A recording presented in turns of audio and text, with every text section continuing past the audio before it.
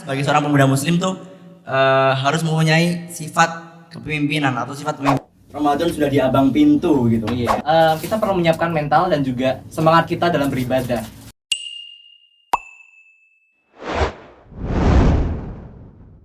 Bismillahirrahmanirrahim. Assalamualaikum warahmatullahi wabarakatuh. Waalaikumsalam warahmatullahi wabarakatuh. Gimana kabar teman-teman semua? Semoga tetap di dalam kesehatan ya. Karena kan ini udah dekat-dekat bulan Ramadan ya. Iya benar banget.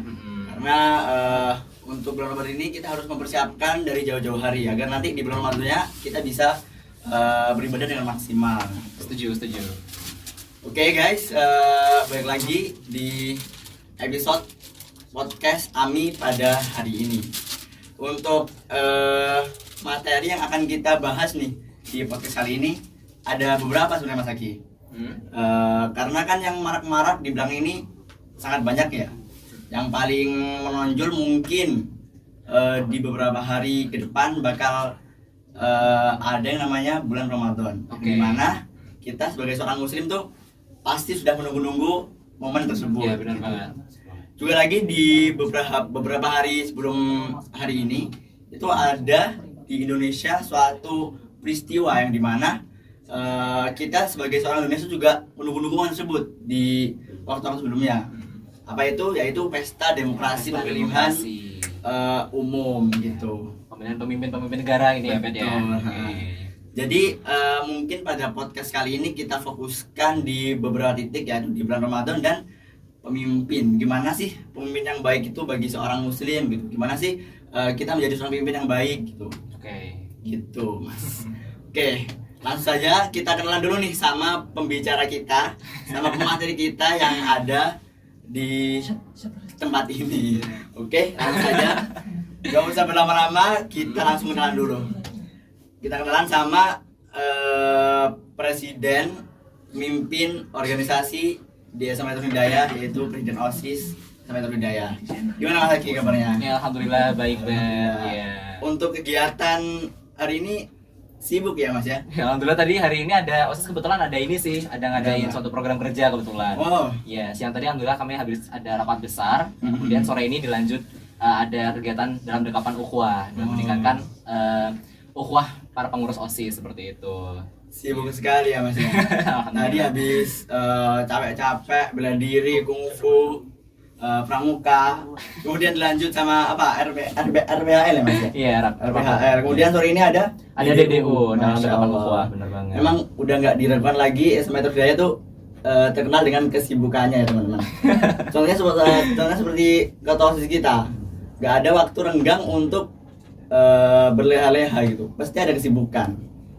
Nih, ini kan kebetulan ada yang udah saya sampaikan ya Mas ya, terkait Ramadan. Ini kan udah deket banget nih sama Ramadan. Iya, udah hamin Bahasanya 20-an udah ya. betul. Kalau di postingannya Ami itu udah Hamin 23. Oh iya, Hamin 23 Ramadan ya. Iya. Bahasanya tuh kalau sekarang Ramadan sudah di abang pintu gitu. Iya, benar banget. Sudah kita tunggu-tunggu. Bahasanya tuh udah ya itu udah menunjukkan kok Ramadan udah benar-benar dekat gitu sama kita. Kalau dari Mas Aki sendiri nih, apa sih yang perlu disiapkan untuk menjelang Ramadan ini, Mas Aki? Widih, apa yang perlu kita siapkan ya Betul. untuk bisa menyambut bulan Ramadan? Ini kan event setahun sekali nih buat betul. kita sebagai umat muslim ya. Spesial banget. Iya, benar banget. Jadi kalau menurut aku ya, apa yang perlu disiapkan untuk menyambut bulan Ramadan ini yang pastinya niat kita pertama. Jadi niat kita dalam menyambut bulan Ramadan tuh kita perlu tahu bahwasanya di bulan Ramadan ini kita tuh bisa melipat gandakan seluruh amalan kita. Benar nggak, Bet? Betul. Iya, terutama dalam ibadah kita. Jadi kita perlu menyiapkan mental dan juga semangat kita dalam beribadah dalam bulan Ramadan. Karena ketika kita beribadah di bulan Ramadan, maka kita akan mendapatkan ganjaran lebih, ya, Bet ya. Betul, Ramadan tuh memang bulan penuh kasih sayang, bulan penuh melipat gandaan amal. Bener banget. Dan pastinya nanti di bulan Ramadan kan kita pasti akan menjalankan banyak sekali aktivitas juga gitu loh. Dan aktivitas yang mungkin nggak umum kita jumpai ketika hari-hari pada umumnya gitu. Misalnya ada tarawih, gitu, buka bersama dan lain-lain gitu kan. Cukup menguras energi juga gitu loh. Jadi momentum-momentum seperti itu kita harus selalu manfaatkan, selalu kita meniatkan sesungguh mungkin gitu. Berarti udah siap nih Mas buat menyambut Ramadan yang sebentar lagi nih. Ya insya Allah sambil dipersiapkan sih, sambil dicicil juga gitu. Oke. Nah, kita kan udah tahu nih bahwa banyak banget hal-hal yang perlu kita siapkan buat kita beribadah di bulan Ramadan besok. Iya. Balik lagi ke poin yang nggak jauh beda sama Ramadan. Nggak jauh beda harinya sama bulan Ramadan, yaitu bulan-bulan kemarin atau hari-hari kemarin tuh kita di Indonesia sedang disibukkan dengan Pesta demokrasi. Pesta demokrasi, Iya. betul. Omong-omong tentang ini apa namanya, pemimpin nih Mas. Kan Oke. demokrasi pemimpin kan kita identik dengan pemimpin ya Mas. Iya. Kalau menurut Mas Agi sendiri kan Mas Agi sudah relate banget sebagai seorang pemimpin di salah satu organisasi di SMA Intan Hidayah, ya kan. Itu kalau dari Mas Agi sendiri gimana sih atau mengapa sih kita sebagai seorang pemuda muslim tuh harus mempunyai sifat kepemimpinan atau sifat pemimpin gitu? Oke, jadi mengapa kita sebagai seorang muslim itu harus memiliki sifat kepemimpinan ya? Gitu ya, Bed ya? Betul. Oke, jadi sifat kepemimpinan ini berarti itu kita mampu untuk mengontrol atau mampu menggerakkan sesuatu gitu kan. Jadi ketika kita menerapkan suatu sifat yang itu merupakan sifat kepemimpinan, nah, maka kita tuh akan lebih mempermudah jalan atau langkah kita ke depannya. Karena kan kepemimpinan itu kan ada ini ya, ada tingkatannya Bed ya. Mungkin dia adalah seorang pemimpin negara, pemimpin suatu organisasi, atau mungkin yang paling rendah adalah pemimpin bagi dirinya sendiri. Nah, ketika seseorang itu memiliki sifat kepemimpinan dalam dirinya gitu ya, atau paling minimal mampu mengontrol atau memimpin dirinya sendiri, ya maka ya dia bakal terjauhkan dari hal-hal yang sifatnya negatif, zina misalnya, maksiat gitu. Ya dia tuh memiliki kemampuan untuk mengontrol dirinya, memiliki kemampuan untuk menggerakkan sesuatu gitu. Tergantung dia tuh memimpin apa gitu. Nah, dengan adanya kemampuan itu, ya itu bakal mempermudah setiap langkah-langkah, setiap jalan yang dia tempuh seperti itu. Kalau dari aku sih kayak gitu sih, Bet. Ya. Jadi pemimpin tuh emang gimana caranya bisa merubah gitu ya, merubah sesuatu yang awalnya tuh nggak ngapain jadi ngapain. Iya benar banget. Jadi kayak pemimpin tuh seseorang yang bisa melakukan suatu perubahan gitu bagi apa yang dipimpinnya, misalnya masyarakat kayak atau organisasi yang dia pimpin gitu, atau mungkin dirinya sendiri yang paling rendah gitu. Kita udah tahu nih mengapa sih kita jadi sebagai seorang pemuda muslim tuh harus mempunyai sifat kepemimpinan. Kemudian yang perlu kita ketahui juga, apa sih kepemimpinan tuh dalam definisi Islam Mas? Kalau di Al-Quran kan khalifah ya sebutannya. Khalifatun fil ard, sebagai pemimpin di muka bumi. Kalau menurut Mas Haki sendiri nih, pemimpin bagi Mas Haki tuh yang kayak gimana? Oke, kalau definisinya. definisi seorang pemimpin ya. Oke. Jadi umumnya pemimpin itu kan orang-orang yang memimpin sesuatu, entah itu kelompok, orang-orang dan lain-lain gitu. Nah, kalau menurut aku sendiri, pemimpin itu adalah orang yang mampu menggerakkan sesuatu atau melakukan suatu perubahan, menciptakan suatu perubahan, kayak gitu. Dia memimpin seseorang, memimpin kumpulan orang atau kumpulan kelompok, kemudian melakukan suatu pergerakan yang mana akan menciptakan suatu perubahan. Nah, dan menurutku, seorang pemimpin itu adalah orang yang mampu mengontrol dan menghandle hal tersebut, kayak gitu, Ben. Jadi, udah mulai masuk nih Mas, pemimpin tuh kayak gimana. Terus nih, Mas Dari kan kebetulan udah menjabat sebagai Presiden OSIS di SMA Intan Hidayah udah setengah tahun berarti ya Mas ya? Ya, alhamdulillah udah setengah tahun. Mungkin dari teman-teman sobat Ami atau sobat-sobat yang lain itu kepo nih, gimana sih kesibukan Mas Haki, gimana sih kayak keseharian Mas Haki tuh sebagai ketua OSIS.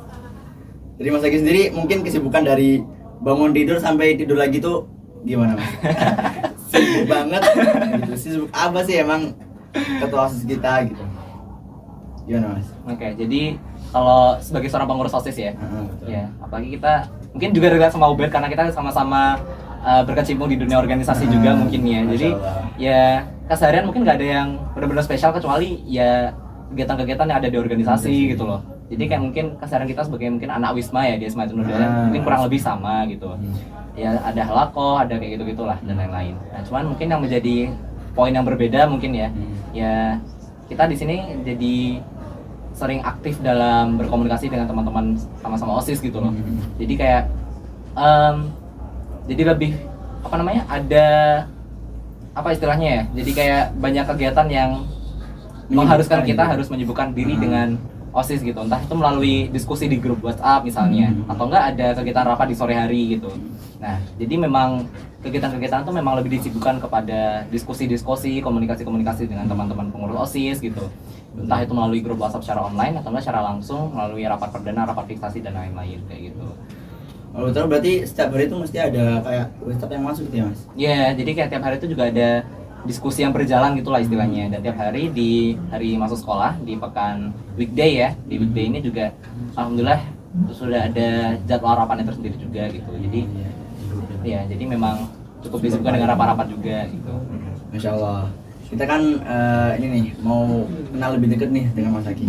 Gimana? Sebagai seorang pemimpin mas yang udah menjabat kurang lebih setengah masa bakti, mungkin dari keberjalanan setengah masa bakti tersebut, di mana sih titik terendah Mas Haki sebagai seorang pemimpin di organisasi itu terletak di bagian mana ya mas? Wah, ini menarik banget nih. Titik terendah ya. Titik terendah. Oke, jadi Mungkin ini bisa buat pelajaran buat kita semua ya teman-teman. mungkin kita sharing-sharing aja di sini kali ya, Bet ya. Betul, Oke, betul. nanti mungkin kalau dari aku sendiri selama menjabat setengah tahun ini tuh mungkin ada beberapa challenge tersendiri ya buat diriku sendiri terutama dimana ketika aku menjabat tuh ada fase-fase dimana tuh merasa nggak mampu, merasa kayak ketika aku menghandle sesuatu tuh merasa aku tuh nggak bisa ngelakuin ini. Itu hal yang wajar ya teman-teman. Dan ya manusia-manusia kan pasti juga mengalami hal yang kayak gitu ya. Betul. Oke, tapi sebagai seorang pemimpin, ya itu bukan hal yang bisa diwajarkan dengan mudah gitu loh, Bet. Iya sih. Karena kan kita juga bergerak tuh impact-nya kepada orang banyak gitu loh, nggak cuma buat diri kita sendiri. Ya mungkin kalau misalnya kita melakukan suatu kesalahan terus impact-nya ke diri kita sendiri itu mungkin ada sedikit penyesalan, tapi ya mungkin nggak berdampak banyak bagi orang lain gitu loh misalnya. Tapi kalau kita sebagai seorang pimpinan organisasi yang nge-handle banyak kegiatan organisasi, banyak tanggung jawab yang ada di organisasi, ya secara otomatis kalau misal kita merasa tidak mampu untuk melakukan sesuatu, kemudian melakukan suatu kesalahan dalam organisasi, kan impact-nya bakal terkena, ya berpengaruh pada orang banyak gitu loh yang terlibat dalam organisasi gitu. Jadi titik terendah tuh ketika udah merasa nggak mampu, udah merasa bahwa kayaknya langkah yang aku ambil tuh kayaknya nggak berpengaruh banyak deh gitu, kayak nggak menghasilkan solusi, kayak nggak menghasilkan apa yang bisa membuat suatu perubahan menjadi lebih baik gitu loh. Nah itu jadi salah satu titik terendah juga karena ya impact-nya kan pada pengurus OSIS yang lainnya juga ya. Nah jadi bakal saling memberatkan satu sama lain gitu. Jadi apa yang menjadi titik terendah ya ketika merasa ketidakmampuannya itu tadi sih. Untuk memimpin anggotanya gitu ya mas. Iya betul. Nah ini yang membuat saya menarik nih tadi Mas Haki mengatakan nggak solutif ketika ada permasalahan-permasalahan di organisasi gitu. Kita kan sebagai seorang organisator nih mas, mesti dihadapkan dengan suatu masalah. Nggak mungkin kita di organisasi santai-santai aja, kalem-kalem aja, nggak mungkin kan. Kita juga di organisasi mesti nyari masalah gitu bahasanya. Nah, di dalam organisasi sendiri tuh mungkin kita dihadapkan dengan permasalahan-permasalahan yang bisa gede, bisa biasa aja gitu. Yang paling gede biasanya kita kayak ngerasa stuck dia mas, stuck kayak aduh ini gimana ya, kayak solusinya gimana ya gitu kan. Nah untuk menghadapi masalah tersebut kita biasanya dihadapkan dengan dua masalah mas. Kayak gimana tuh? Yang pertama tuh kita memilih untuk diam, membiarkan masalah tersebut tuh gede dan gede akhirnya meledak. Dan kita ketika meledak itu nggak bisa untuk menghandle lagi masalah yang meledak tersebut. Oh iya, karena udah ini ya udah memuncak itu ya. Memuncak, kita udah nggak bisa mengendalikan lagi masalah tersebut. Oke. Yang kedua, kita tuh menghadapi masalah tersebut, mau itu hasilnya berdampak positif maupun itu hasilnya berdampak negatif. Nah, kita sebagai seorang pemimpin tuh harus menghadapi masalah tersebut. Gak boleh kita seorang pemimpin hanya diam, hanya diam terpana, nggak mau ngapa-ngapain menghadapi masalah itu nggak boleh sebenarnya. Iya benar. Harus menghadapi, walaupun itu nanti pada akhirnya nggak berdampak secara apa ya bahasnya, signifikan mungkin gitu ya. Tapi emang kita tuh harus menghadapi masalah tersebut, iya, mau nggak mau. Setuju. Juga kata-kata mutiara sih mas dari pemimpin kita. Iya dari Ustadz Taufik ya. Ustadz Taufik, Ustadz Kuku juga. Oh keren banget beliau ini memang. Masya Allah. Ya, Masya Allah. Nah kita kan udah tahu nih pemimpin, terus titik terendah Mas Haki tadi yang mana gitu. Terus bagaimana sih mas kita tuh menjadi seorang pemimpin yang baik menurut syariat Islam? Oke, jadi seorang pemimpin yang baik ini sebenarnya kan sifatnya tuh sebenarnya ini ya, nggak yang objektif banget gitu. Jadi orang-orang kan juga mengenal pemimpin yang baik itu sesuai dengan standarnya masing-masing. Bisa itu dari sudut pandangnya sendiri, atau mungkin dari apa yang mereka pelajari dan apa yang mereka kenal, dan apa yang mereka rasa itu merupakan suatu hal yang baik gitu ya. Oke, tapi kita sebagai umat muslim nih Bet ya, sebagai umat muslim kan memiliki teladan ya, itu Rasulullah Muhammad SAW. Nah, dan dalam kepemimpinan beliau sebagai Rasulullah, nah beliau itu menerapkan 4 sifat nih Bet. Apa aja tuh Mas? 4 sifat, yaitu sidik, amanah, tablik, dan fatonah. Oke, jadi keempat sifat ini adalah kuncinya nih Ben. Kunci di mana orang itu bisa dikatakan sebagai standar seorang pemimpin yang baik. Dasarnya gitu ya? Iya benar, sesuai dengan syariat Islam gitu. Jadi keempat sifat ini nih Ben kuncinya. Nah, ya mungkin diri kita mungkin masih ini ya Ben ya, masih dalam fase belajar juga. Mungkin kita juga beberapa kali itu masih belum bisa melakukan sesuatu tuh dengan apa namanya totalitas, dengan profesional mungkin. Cuman ya seenggaknya ini adalah ikhtiar kita untuk tetap mau belajar gitu ya, tetap mau tetap mau menggali diri kita menjadi lebih baik gitu, tetap mau meningkatkan kapasitas diri kita kayak gitu. Nah dan jadi intinya keempat sifat tadi merupakan kunci intinya. Kunci menjadi seorang pemimpin yang baik. Iya betul, kunci yang menjadi standar lah ya, standar seorang pemimpin yang baik bagi. Karena teladan terbaik kita ya Rasulullah gitu. Iya Rasulullah SAW. Ya kita harus contoh beliau mau nggak mau, karena kan itu udah jadi kodrat kalau Rasulullah itu menjadi pemimpin atau menjadi teladan yang baik gitu bagi umat muslim. Jadi Mas kan tadi ada jujur, amanah, fatonah, tablik. Iya. Dari keempat ini yang menurut Mas paling paling penting dari keempat sifat kepemimpinan nih yang mana Mas? Nah, kalau dinilai dari kepentingannya ya, dari apa yang menjadi hal yang sangat fatal, kalau dari aku jujur sebenarnya aku agak susah menilainya Bet. Gitu. Karena menurutku 4 sifat ini tuh kalau dipikir-pikir tuh benar-benar penting dan harus ada semuanya. Harus ada semua. Jadi ketika seseorang itu jujur, ya pastinya dia akan melakukan sesuatu tuh tidak ada kecurangan di dalamnya ya. Dan itu tidak akan menghasilkan hal-hal yang negatif yang mana itu bisa merugikan orang lain gitu. Dan di sisi lain juga impact positifnya dia jadi mendapatkan kepercayaan dari orang-orang yang dipimpinnya mungkin atau mungkin lingkungan sekitarnya gitu. Nah, terus kemudian lanjut ke seseorang yang amanah nih Bet. Nah, ketika seseorang itu amanah tuh dia bakal mengemban tanggung jawabnya tuh dengan totalitas Bet. Dengan totalitas dan dengan profesional tentunya. Karena dia tuh ngerasa bahwa ada beban gitu ya. Iya benar banget. Dia tuh punya tanggung jawab gitu. Nah, dengan seseorang yang memiliki integritas, seseorang yang melaksanakan tanggung jawabnya dengan penuh totalitas sampai akhir, itu kan pasti berdampak positif gitu. Entah mungkin hasilnya kurang maksimal, seenggaknya itu adalah suatu langkah yang besar gitu loh. Jadi seseorang yang amanah dapat dipercaya orang lain itu merupakan sifat yang penting juga gitu, nggak bisa kita sepelein gitu. Dan lanjut fatonah. Nah, kenapa sih kok kita tuh harus memiliki sifat fatonah? Nah, fatonah ini artinya kecerdasan ya Bet ya? Iya betul. Oke. Jadi kenapa sih kok seorang pemimpin itu harus memiliki kecerdasan gitu? Apa hubungannya sama sifat yang jujur dan juga amanah tadi gitu. Jadi seorang pemimpin itu pastinya akan dihadapkan dengan banyak masalah, benar nggak Ben? Betul. Iya, jadi di organisasi kita mesti cari masalah. Bener banget. Jadi pasti kita akan menghadapi banyak sekali masalah gitu, problematika. Jadi secara otomatis ya mau nggak mau kita tuh dituntut untuk selalu berpikir ke depannya itu seperti apa. Berpikir untuk bagaimana kita menyelesaikan suatu masalah dengan solusi-solusi yang kita punya gitu. Nah, dengan kata lain untuk mendapatkan suatu solusi, untuk mendapatkan suatu penyelesaian masalah yang kita hadapi, membutuhkan kecerdasan gitu. Kita harus memiliki pemikiran yang kritis, pemikiran yang solutif juga gitu. Jadi ya kecerdasan ini penting. Kalau misalnya seorang pemimpin itu nggak pakai otaknya, kasarnya nggak pakai otaknya gitu, maaf. Jadi atau tidak menggunakannya secara maksimal. Nggak pakai kecerdasannya. Iya, cuma modal posisi doang mungkin itu nggak akan menghasilkan hasil yang efektif gitu. Betul. Nah, jadi ya sifat fatonah ini ya anggapannya penting lah ya gitu. Menurutku tetap penting juga. Terus selanjutnya tablik. Nah, tablik ini artinya menyampaikan. Terus hubungannya apa sih kok tadi ada jujur, amanah, fatonah. Terus tablik ini menyampaikan hubungannya apa sama sifat-sifat yang tadi. Nah, gitu. Kalau dipikir-pikir memang sebenarnya kayak hubungannya ya ada. Tiba-tiba kok menyampaikan emang kayak kok nyampaikan sih kayak kenapa gitu loh. Nah, gitu kan. Nah, kalau menurutku ya, tablik ini sifat yang penting karena ketika seseorang itu jujur, amanah, terus dia memiliki kecerdasan, mereka udah punya semua kapasitas yang ada nih. Betul. Tapi kalau mereka nggak mau menyampaikan tuh sama aja kan. Iya sih. Kayak dia tuh aliran air yang cuma diem di aliran doang gitu ya. Ibarat misalnya ada sungai nih, sungai itu alirannya deras nih. Nah, terus tiba-tiba kita alangin air yang ada itu, terus dia nggak bisa mengalir.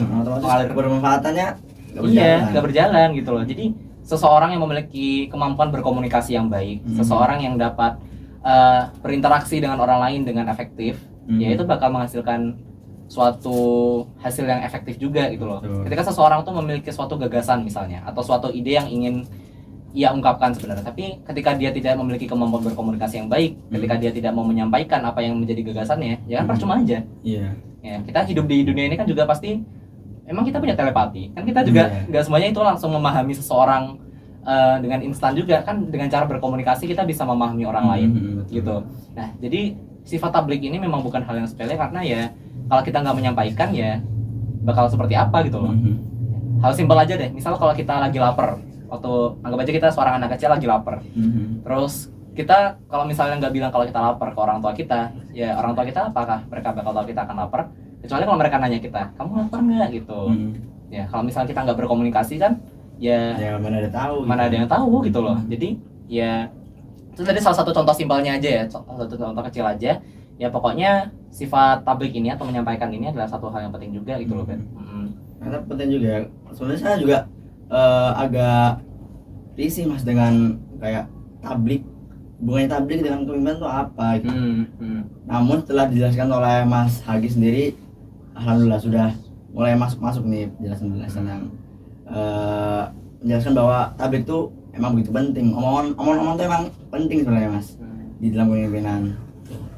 Apalagi kalau misalnya contohnya Ubed nih sebagai Rois Ami misalnya. Masya Allah. Nah kalau misalnya kamu punya suatu program dan kamu punya ide, misalnya program ini bakal seperti apa ke depannya, gitu. Tapi kalau kamu gak menyampaikan, emangnya pengurus kamu bakal tahu seperti apa? Ya, kan enggak juga tahu. kan? Nah jadi memang penting banget gitu sifat tablik ini tuh. Kalau misalnya kita nggak menyampaikan sesuatu, ya orang lain gak akan mengerti juga. Nggak bakal ada pergerakan ya, nggak bakal ada perubahan. Benar, jadi kita tuh harus mampu dan mau dalam menyampaikan sesuatu. Terutama dalam berdakwah, kita kan sebagai seorang muslim kan juga dituntut buat selalu berdakwah ya beda, meskipun langkahnya mungkin kecil, yang mungkin nggak terlalu berimpact besar, seenggaknya tuh adalah ikhtiar ya beda. Kalau tadi kan Mas Zaki bilangnya kayak definisi seorang pemimpin di muslim di syariat Islam tuh gimana sih? Tadi kan menjelaskan pemimpin tuh yang menyebabkan suatu perubahan atau pergerakan gitu kan, beranggotanya. Ternyata tablik atau penyampaian itu kan tablik kan yang membuat orang menjadi bergerak, menjadi ada pergerakan dengan apa yang disampaikan gitu. Jadi benar-benar relate dengan pemimpinan ternyata. Tablik dengan pemimpinan itu emang benar-benar relate banget. Oke Mas, mungkin cukup sekian ya yang pembahasan podcast kita kali ini. Oke. Karena saya juga sibuk nih Mas.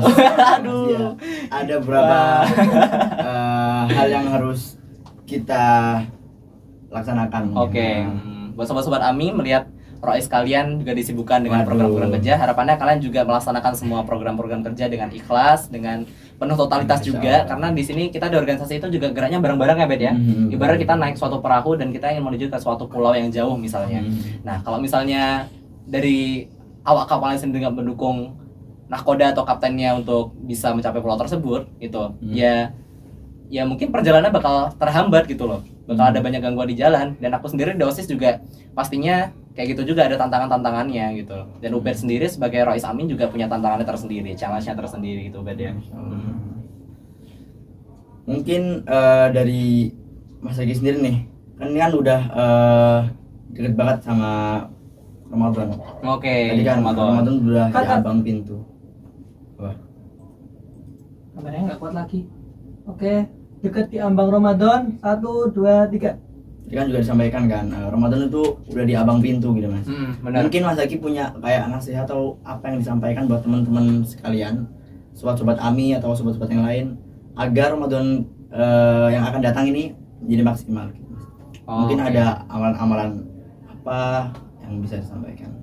Oke, jadi bulan Ramadan ini adalah bulan yang spesial lah Bed ya. Setahun sekali nih kita sebagai umat muslim menunggu-nunggu kapan kita bisa menjalankan ibadah di bulan Ramadan gitu. Apalagi bulan puasa Bed ya. Kita berpuasa di bulan Ramadan gitu. Mungkin kayak beberapa dari kita atau mungkin sebagian besar dari kita tuh merasa bahwa berpuasa di bulan Ramadan itu adalah suatu hal yang membebani kita, ya nggak sih Ben? Kayak kita pasti pernah merasakan gitu. Iya nggak sih? Kayak aduh aus, lapar, siang-siang panas gitu kan, udah masuk musim panas juga kan harusnya. Jadi kayak merasa itu adalah suatu hal yang membebani kita, yang menyusahkan kita gitu. Tapi di sisi lain, di sisi belakangnya, kita tuh bisa mendapatkan banyak sekali kenikmatan dan hikmah-hikmah yang ada di bulan Ramadan gitu loh. Ketika kita beribadah di bulan Ramadan tuh, kita tuh harus tahu bahwasanya setiap amalan kita tuh bakal dilipat gandakan oleh Allah gitu. Kita sebagai umat muslim kan juga gak memiliki perhitungan ini ya, perhitungan tetapnya gimana kita menghitung pahala kita gitu. Tapi seenggaknya dengan kita tahu fakta bahwasanya di bulan Ramadan ini amal kita dilipat gandakan oleh Allah, ya harusnya itu menjadi suatu motivasi yang membuat kita semakin bersemangat gitu loh untuk menjalani hari. Apalagi momentum-momentum di bulan Ramadan ini adalah banyak sekali yang nggak bisa kita sia-siain gitu loh. Misalnya kita berbuat baik bersama teman-teman atau mungkin keluarga, buka bersama gitu, sholat tarawih, kita fokus buat ibadah kepada Allah di bulan Ramadan itu ya bikin kita tenang gitu loh, bikin kita bisa merasakan banyak sekali manfaat dan kenikmatan dalam diri kita gitu. Ya Ben. Benar banget. Jadi harapannya teman-teman semuanya kita sama-sama menyambut bulan Ramadan dengan penuh kesungguhan, ketulusan hati. Ya harapannya kita bisa menjadi lebih baik setelah bulan Ramadan ini, karena ada kasus yang lucu nih Ben, biasanya Ben. Biasanya kalau orang-orang yang ini ya mungkin sering bermaksiat mungkin contohnya, atau mungkin sering melakukan dosa. Nah, seketika bulan Ramadan ini udah mulai dekat atau mulai memasuki bulan Ramadan, orang ini tuh bakal nge-push banget kalau dia ini mau memperbaiki diri gitu. Banyak sekali beribadah, terus mau jadi orang yang alim istilahnya ya. Nah, tapi ketika bulan Ramadan selesai itu kayak, oh udah selesai nih, ya udah balik lagi ke rutinitas semula gitu.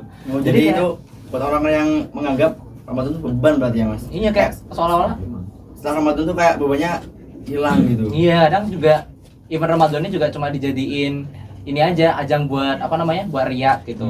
Ya naudzubillah di antara kita semoga aja nggak ada yang seperti itu ya gitu. Bisa dijaga ya teman-teman dari sifat riak. Cut.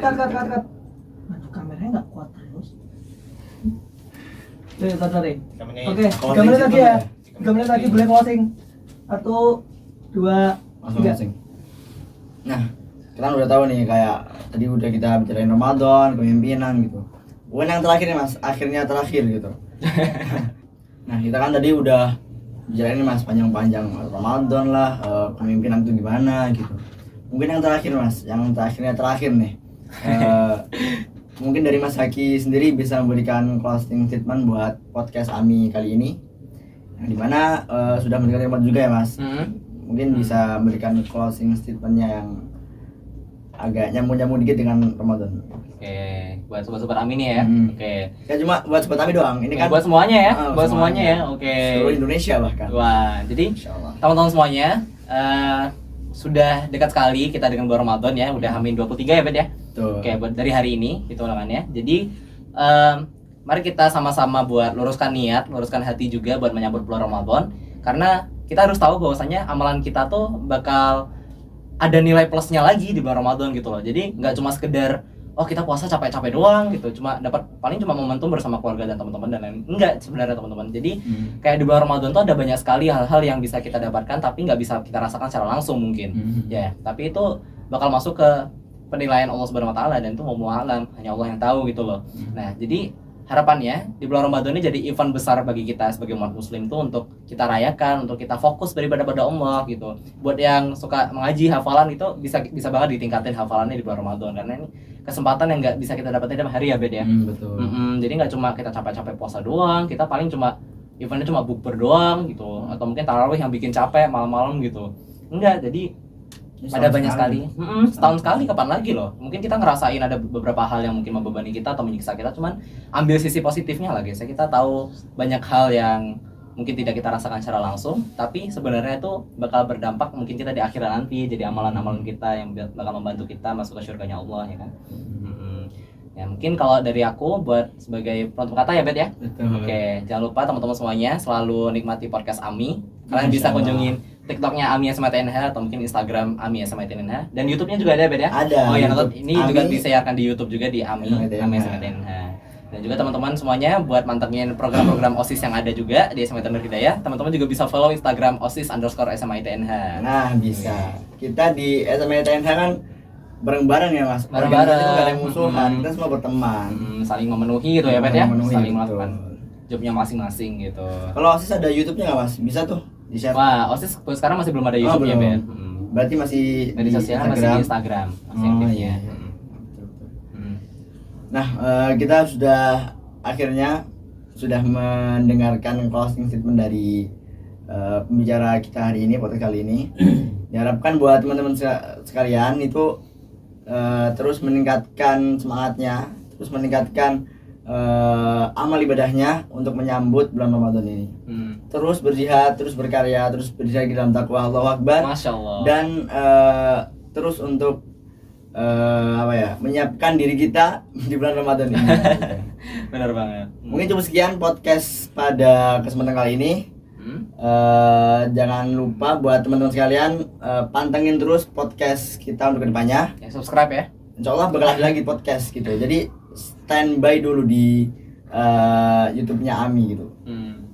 Jangan lupa nyalain loncengnya biar nanti kalau ada video Ami di-upload Ada notifikasinya di bisa- teman-teman nanti bisa bisa lihat. langsung lihat. Cukup sekian podcast Ami pada kali ini. Ya, mungkin jargon dulu kali Bet ya sebelum Jargon Iya. dulu, jargon Ami. Jargon Ami, ayo gasin. Iya. Aktivis Markas Islami berjihad, berkarya, bersinergi dalam dakwah. Allahu Akbar. Masya Allah. Oke. Osis gimana Osis? OSIS, kalau OSIS Boleh gini. nih, boleh. Boleh ya, bareng Gimana? nih. Oke, 3 2 1. Sinergi energi membumi. Allahu Akbar. Allahu Akbar. Masya Allah. Oke guys, teman-teman, sekian podcast yang bisa kami sampaikan. Mungkin buat ngobrol-ngobrol santai bisa dilanjutin lah Mas di Boleh agenda banget, bisa banget, selain bisa banget, podcast bisa ini, banget. ha. Terus pantengin terus podcast Ami pada kedepannya, dan tunggu untuk upload podcast Ami di hari-hari berikutnya. Sekian dari kami berdua. Jika ada salah kata atau salah perbuatan, kami berdua mohon maaf. Wassalamualaikum warahmatullahi wabarakatuh.